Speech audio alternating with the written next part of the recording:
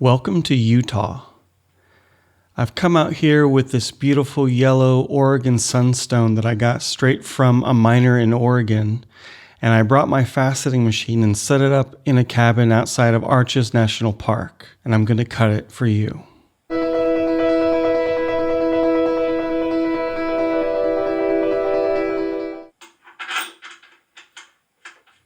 I'm in this solitary yet beautiful environment so that I can harness the power of nature, or at least co-create with it to make something beautiful here.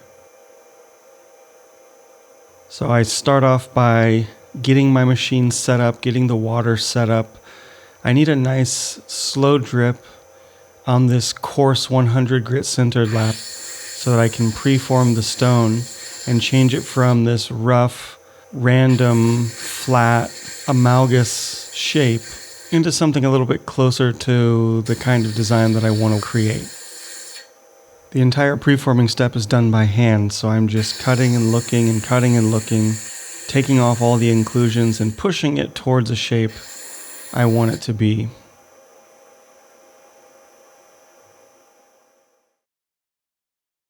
Once I'm happy with the preform and the height of the preform, you can see now it's a lot thicker than it was before because it's not as wide and it's not as long. I need this stone to be thicker than it originally came out of the ground.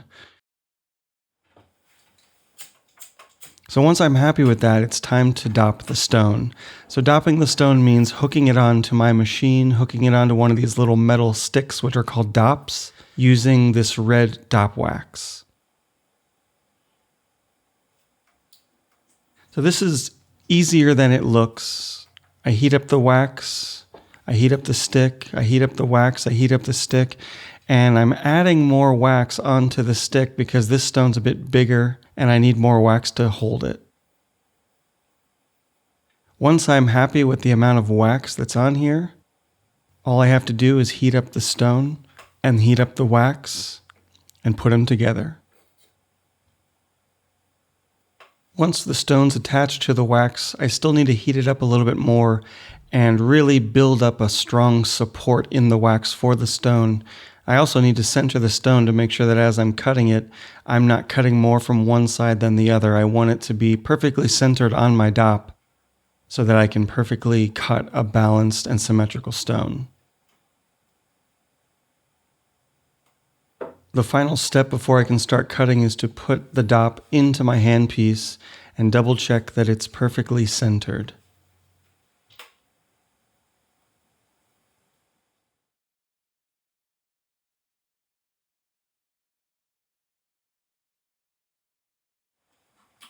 Now that I'm happy with the positioning of the stone in the wax, it's time to go ahead and start cutting the stone. The first thing to do is make my outline shape. Everything's going to get built off of this geometric shape that I want to create. So I'm going to do that first. And I go around and I cut each side and I check it and I make sure that every single side is exactly the same length. I don't want my perfect geometry to be spoiled by imperfect craftsmanship. So I have to be very careful in this step and make sure that I do it correctly.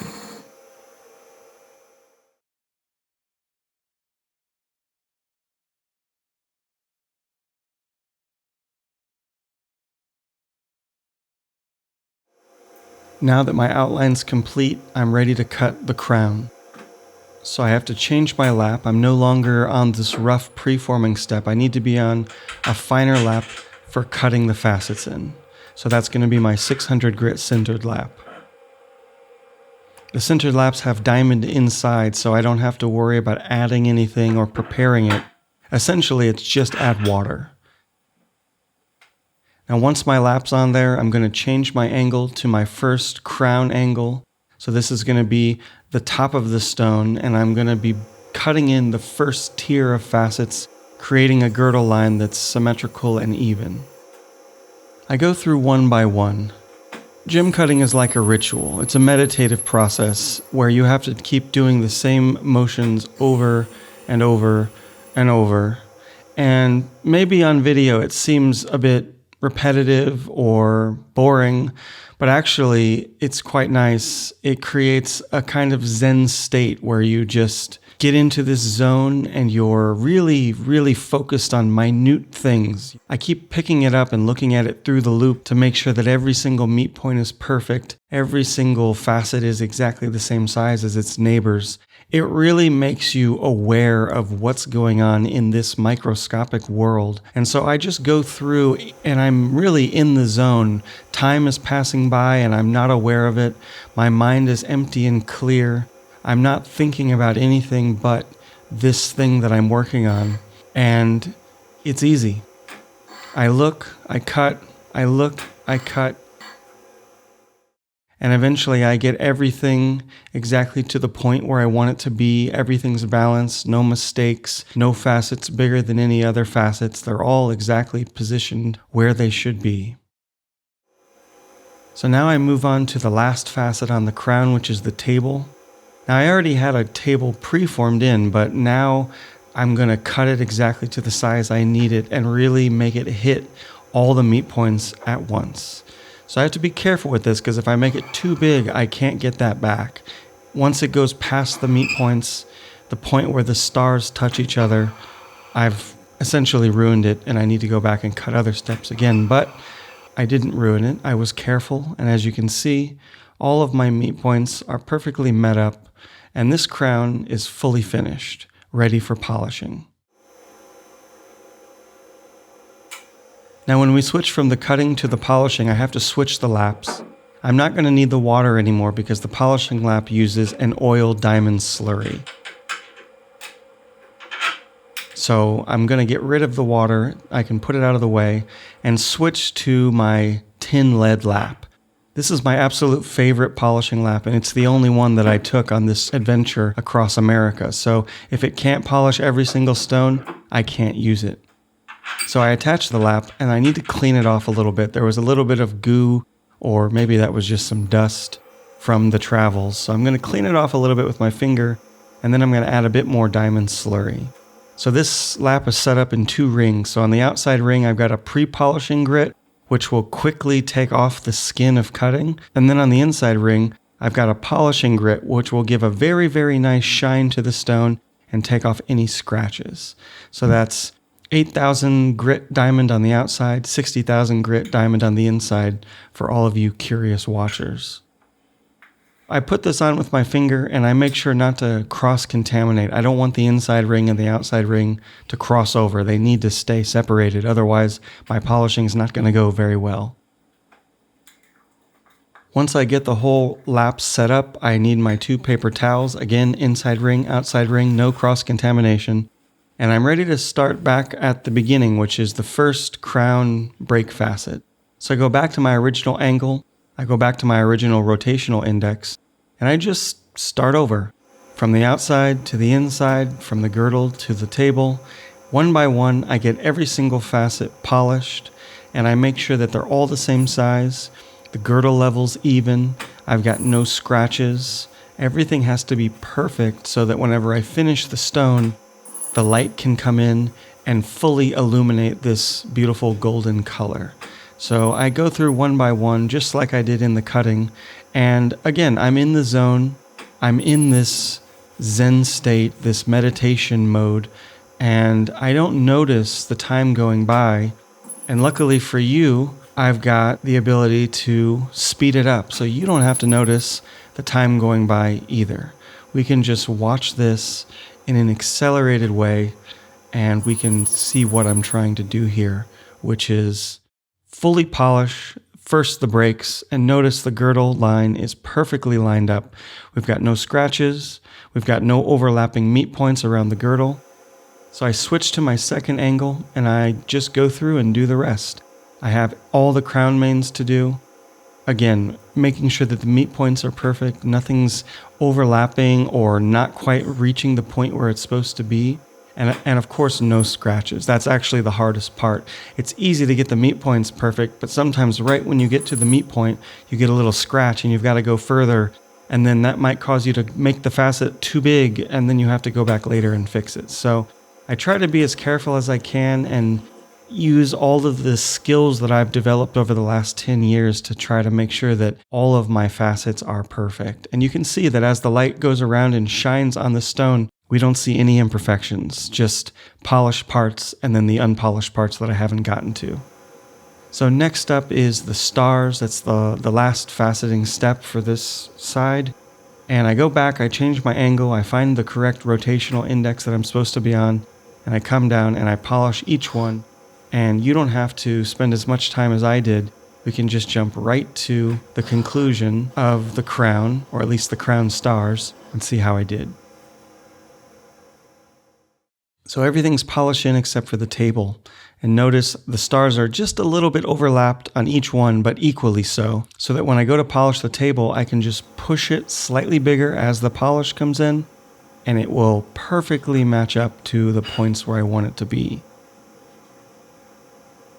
So I make a little adjustment here because my angle was not quite perfect.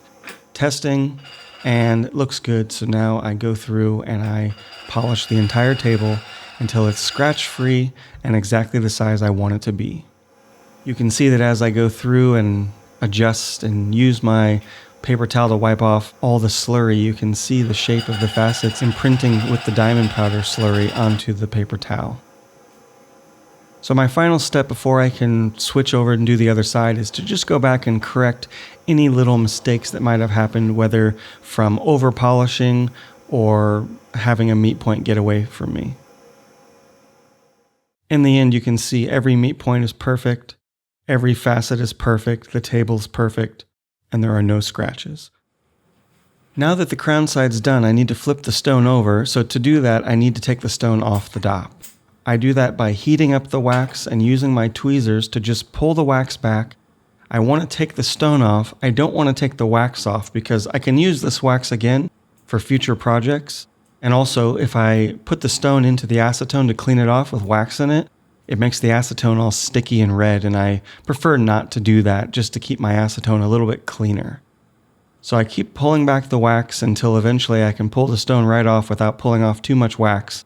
And then I need to let it cool down a little bit. So while I'm waiting, I'll just prep this dop and clean it up for future projects.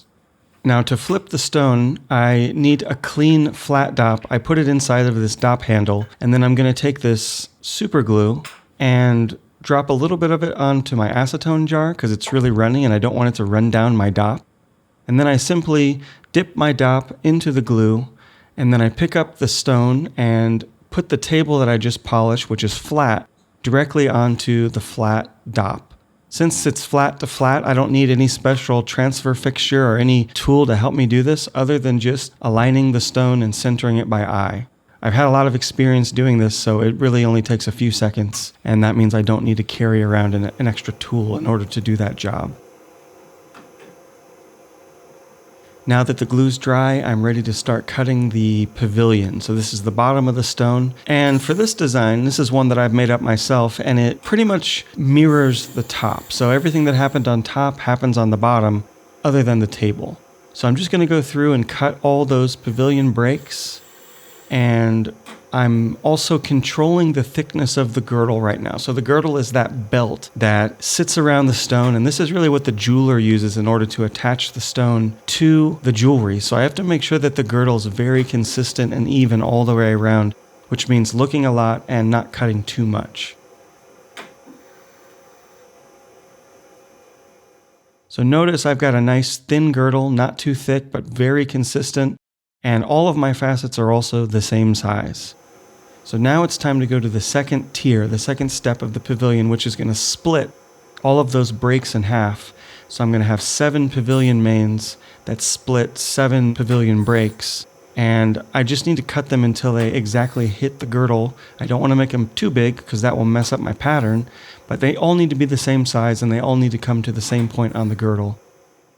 You can see here that I exactly did that. And everything's lined up very nicely and evenly and split.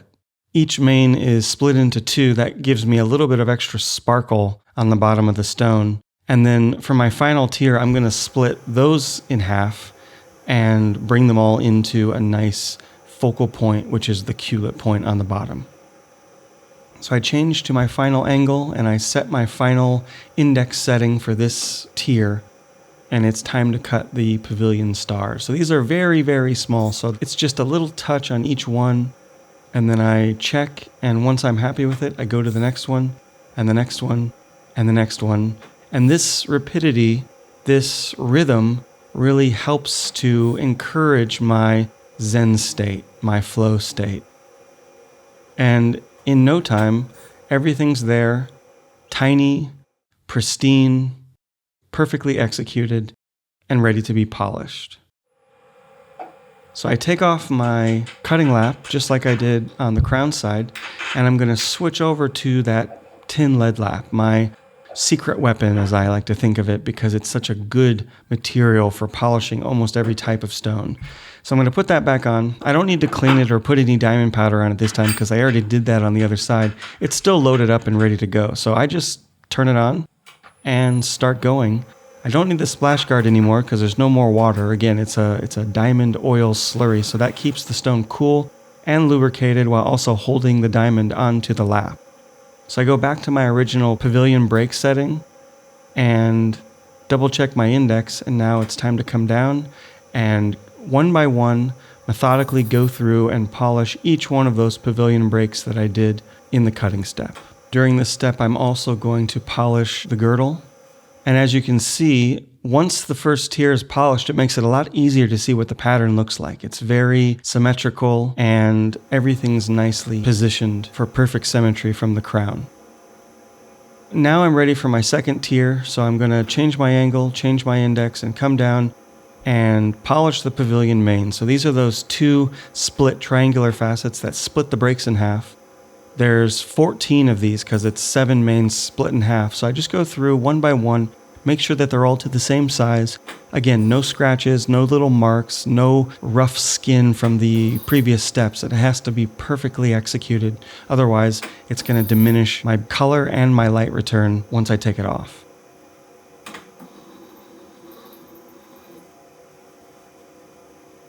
So you can see now that everything's coming together and there's only a few facets left that aren't polished. They're the ones that are right at the tip. So now I'm going to go back and do those. So I switch my angle again, check my rotational index, and it's time to begin the last step, which is the Pavilion stars. So one by one, I go through, I polish each one, making sure that they're hitting all of the neighboring facets exactly the same, and that they're all the same width. My Q-lip point should be perfectly centered and symmetrical, and if I've done everything perfectly, it will line up evenly. And if I didn't do everything perfectly, I can make some little adjustments so that no one would ever know. But in this case, I didn't have to do that because I did such a good job in the cutting step. The polishing just comes really, really easy, and this stone was very kind to me and didn't really give me any polishing troubles. So I simply have to go through one by one and finish them all, and then we can see how it looks. So now that I'm done, I can turn the machine off and I can take my dop out of the handpiece. I don't need the handpiece anymore. And now it's time to clean off and remove the stone. So unlike with the wax, the glue doesn't come off easily. It takes about a minute of heating up the dop in order to make the glue fail and let go.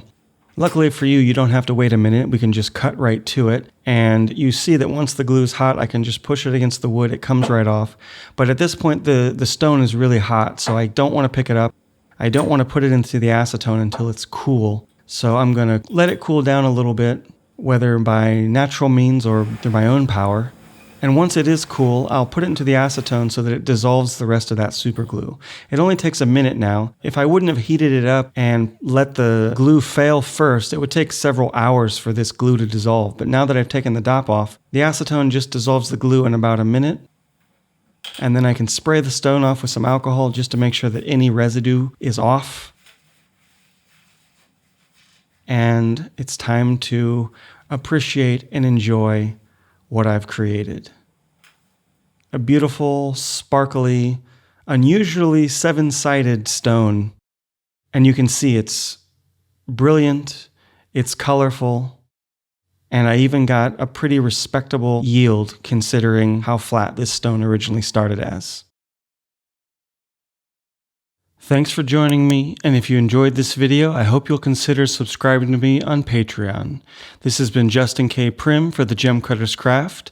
See you next time.